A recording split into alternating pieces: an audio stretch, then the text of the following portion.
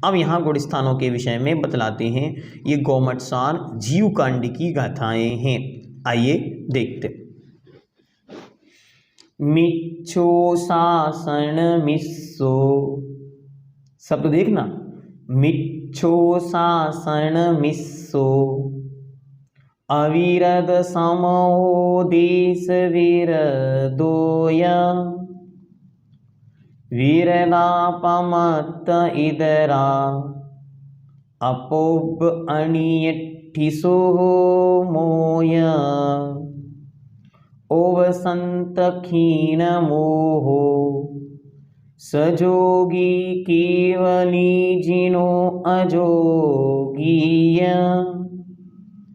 14 गुण ठाणाणीय, कामेण सिद्धायणा दब्बा।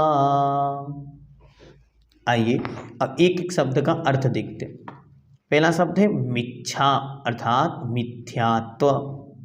दूसरा शब्द है शासन, इसका अर्थ है शासादन। ये 14 गुण स्थान के नाम है। क्रमशः आप चाहें तो अपनी कॉपी में नोट कर लें 14 गुण स्थान कौन कौन से हैं। अच्छा, पहले गाथा का अर्थ देख लेते फिर नोट करें क्रमशः।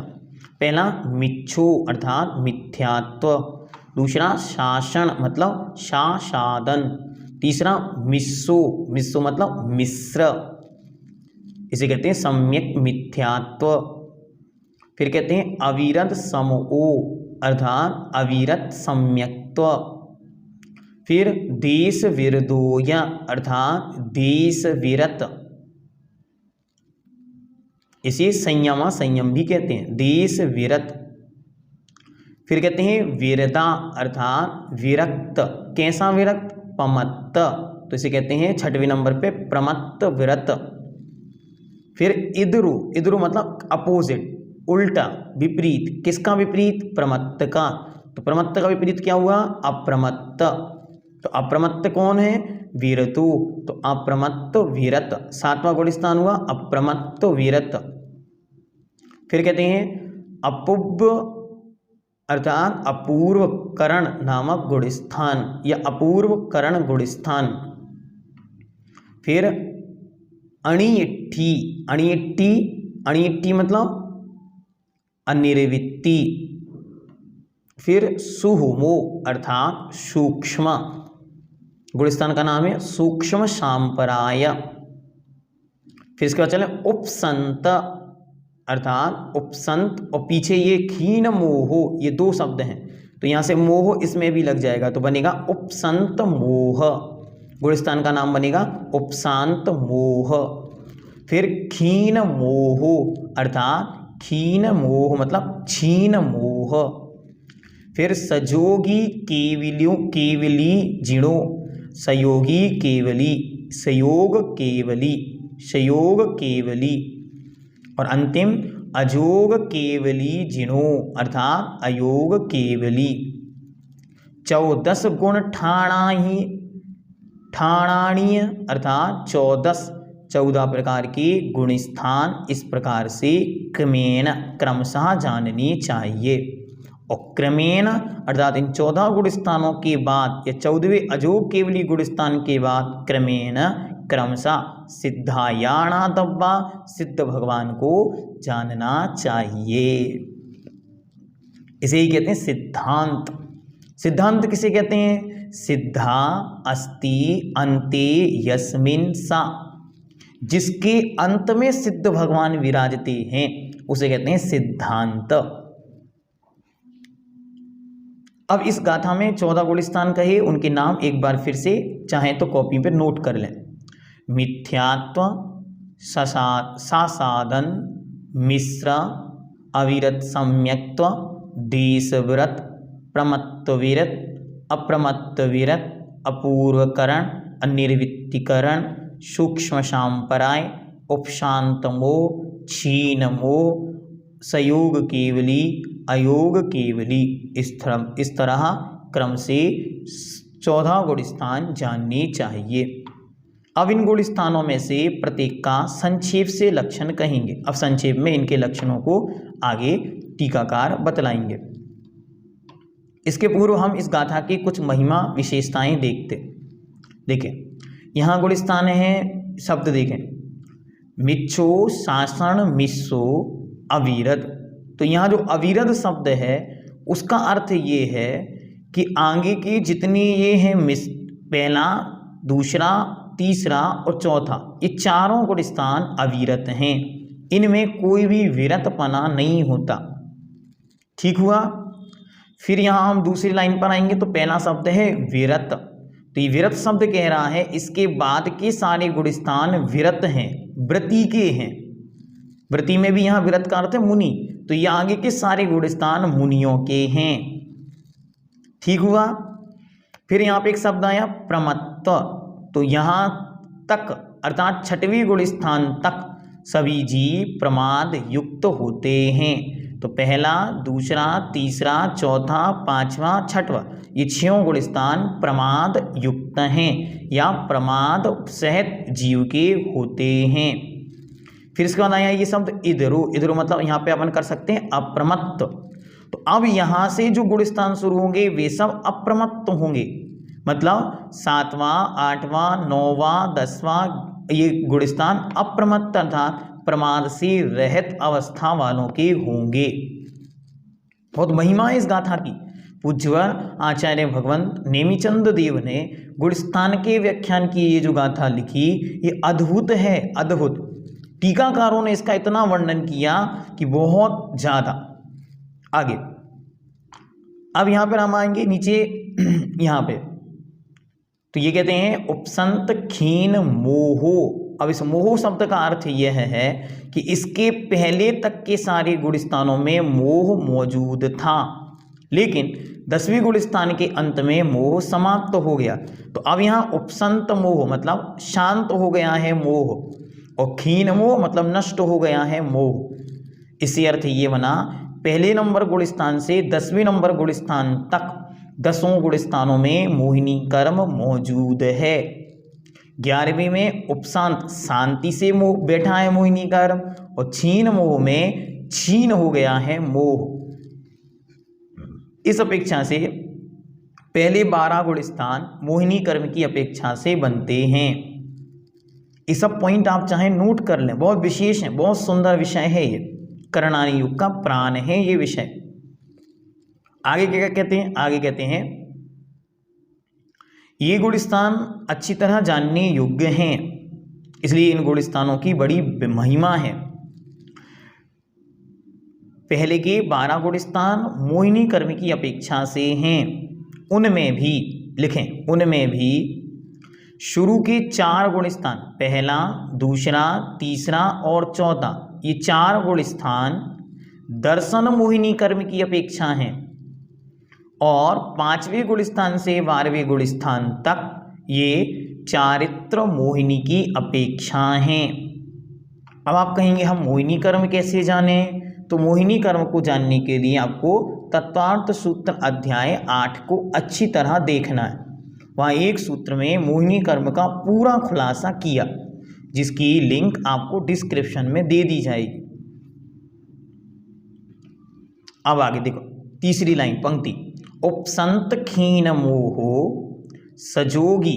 तो यहाँ जो शब्द आया सजोगी अर्थात योग सहित, इसका अर्थ यहाँ यह है कि इसके पहले वाले संपूर्ण 13 गुणस्थान, इससे पहले वाले 12 और ये स्वयं 13, इन 13 गुणस्थानों में योगों की प्रधानता है, मतलब इन सबके योग पाए जाते हैं। और अंतिम कौन है? अंतिम है अजोगी अर्थात अयोगी, इनके योग नहीं होता, और इनसे और इनके बाद होती है सिद्ध अवस्था। तो ये अरिहंत केवली जिन ही अंत में सिद्ध बनते हैं।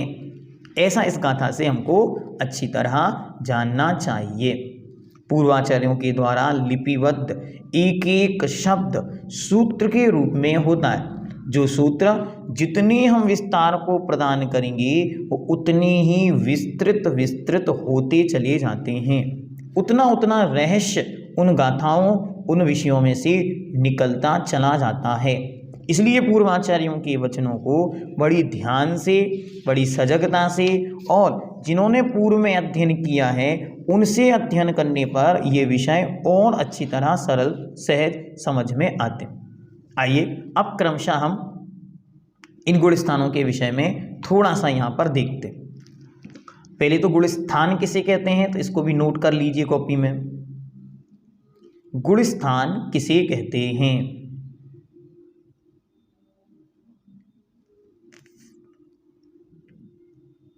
लिखें, मोह जोग भवा, मोह जोग भवा। मोह और योग के निमित्त से होने वाले आत्म परिणामों की तारतम्यता को, आत्म परिणामों की तारतम्यता को गुण स्थान कहते हैं। तारतम्यता के साथ ब्रैकेट में लिखें उतार चढ़ाव को। मोह और योग के निमित्त से होने वाले आत्म परिणामों के उतार चढ़ाव तारतम्य को गुण स्थान कहते हैं।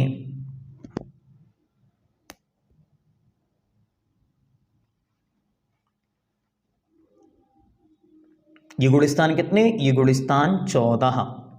14 के नाम मिथ्यात्व, साशादन, मिश्र, अविरत सम्यक्त, देशव्रत, प्रमत्तव्रत, अप्रमत्तव्रत, अपूर्वकरण, अनिर्वृत्तिकरण, सूक्ष्म सांप्राय, उपशांतमो, क्षीणमो, संयोग केवली और अंतिम अयोग केवली। ये होते हैं 14 गुण स्थान। इनके सामान्य अर्थ अभी हम देखते, फिर इनका विस्तार आगे की वीडियो में देखेंगे। पहला मिथ्यात्व, तो मिथ्यात्व कर्म के उदय से होने वाले परिणाम से युक्त जीव, ठीक, उसे हम मिथ्या दृष्टि भी कहते हैं।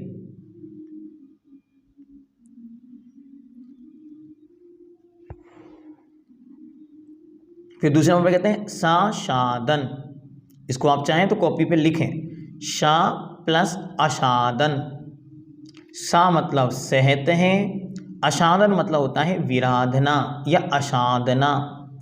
तो जो सम्यक्त की विराधना से सहत है उसे कहते हैं शशादन। साधन, शा प्लस आशादन बनेगा साशादन। कैसे सम्यक्त की विराधना हुई ये आगे हम डेफिनेशन में देखेंगे, अभी मात्र शब्दों को देखना। इसके बाद कहते हैं मिश्र। मिश्र शब्द का अर्थ क्या है?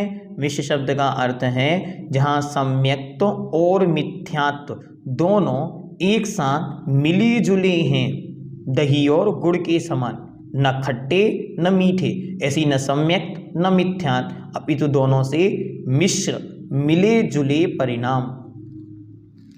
फिर इसके बाद कहते हैं अविरत सम्यक्त्व। आ प्लस विरत प्लस सम्यक्त्व। आ मतलब नहीं है, विरत मतलब विरत जिनके, जिनकी कोई भी विरत नहीं है, ऐसे विरतों से रहता सम्यक्त, सम्यक दृष्टि जीव। सम्यक्त तो दृढ़ है लेकिन व्रत नहीं है, उन्हें कहते हैं अविरत सम्यक्त्व। फिर कहते हैं देशव्रत। देश मतलब है सूक्ष्म, थोड़ा, और विरत, तो जिनके थोड़े व्रत हैं वो कहलाते हैं देशव्रत, अर्थात स्थूल रूप से जिन्होंने व्रतों को अंगीकार किया। इसके साथ आप लिख सकते हैं इन्हें संयमा संयम, देश संयम या व्रती गुण स्थान भी कहते हैं। आगे प्रमत्त विरत। प्रमत्त शब्द का अर्थ है प्रमाद, अच्छे कार्यों में मन का नहीं लगना, इसे कहते हैं प्रमाद। और प्रमादों से युक्त जिनके व्रत हैं, अर्थात व्रत तो पूरे हैं मुनि महाराज के, लेकिन अभी प्रमाद से युक्त हैं, वो कहलाते हैं प्रमत्त विरत। जिनकी प्रमाद शांत हो गया है उन्हें कहते हैं अप्रमत्त, और ऐसे व्रति, ऐसे मुनि, तो उन्हें कहते हैं अप्रमत्त विरत।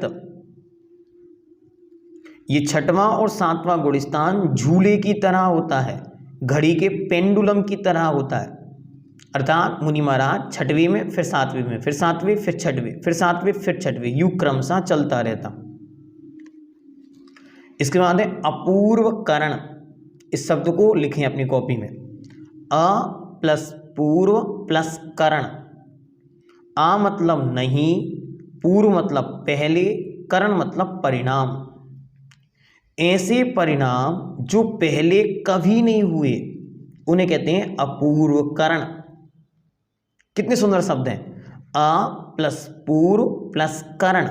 अ मतलब नहीं, पूर्व मतलब पहले, करण मतलब परिणाम। जो परिणाम पहले कभी नहीं हुए, ऐसे परिणामों का होना अपूर्व करण है। फिर इसके बाद नौवां गुणस्थान अनिर्वृत्तीकरण। यहां पर भी वैसी शब्दों को लिखें, अ प्लस निर्वृत्ति प्लस करण। अ मतलब नहीं है, निर्वृत्ति मतलब बदलाव, चेंज, करण मतलब परिणाम। जिस गुणस्थान में परिणामों में बदलाव, चेंज नहीं है होता, मतलब उस गुणस्थान में सब जीवों के परिणाम एक से होते हैं, उन्हें कहते हैं अनिर्वृत्तीकरण परिणाम या अनिर्वृत्तीकरण गुणस्थान। 10वें नंबर पर सूक्ष्म। सूक्ष्म मतलब थोड़ा, सांप्राय मतलब कषाय। जहां पर थोड़ी सी कषायें हो उसे कहते हैं सूक्ष्म सांप्राय। फिर इसके बाद आया उपशांत मोह। उपशांत मतलब होता है शांत, या कुछ भी जो नहीं कर पा रहा है, इनएक्टिव है। ऐसी शांत बैठा हो जहां मोह अर्थात मोहिनी कर्म जहां उपशमित हो, दबा हुआ हो, शांत बैठा हो, उसे कहते हैं उपशांत मोह। क्षीण मतलब होता है नाश, और मोह मतलब मोहिनी कर्म। जहां मोहिनी कर्म नाश को प्राप्त हो गया हो उसे कहते हैं क्षीण मोह। योग। स मतलब सहत हैं, योग मतलब योग। योग किसे कहते हैं, आत्म प्रदेशों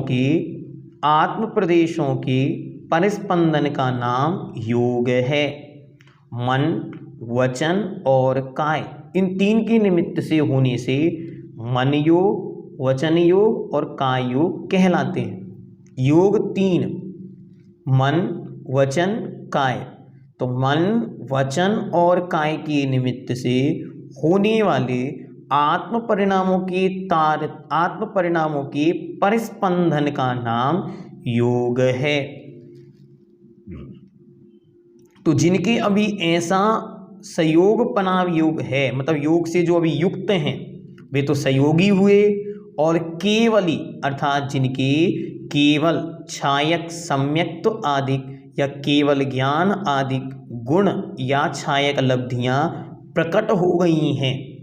क्योंकि 12वें गुणस्थान के अंत में 10वें गुणस्थान के अंत में मोहिनी कर्म नष्ट हुआ, और 12वें गुणस्थान के अंत में जो शेष घातिया कर्म शेष थे वे सब नाश होकर शेष अन्य 63 कर्मों का नाश हुआ। तो उन 63 कर्मों के नाश से उनके केवल ज्ञान हुआ, तो वहां पे बन गए वह केवली। योग से सहत केवली बने सयोग केवली। फिर आएंगे 14वां नंबर, तो अयोग केवली। न योग इति अयोग, जिनके कोई भी योग नहीं है, न उनके मन है, न वचन है, न ही काय है, ऐसे जो केवली भगवान हैं उन्हें कहते हैं अयोग केवली।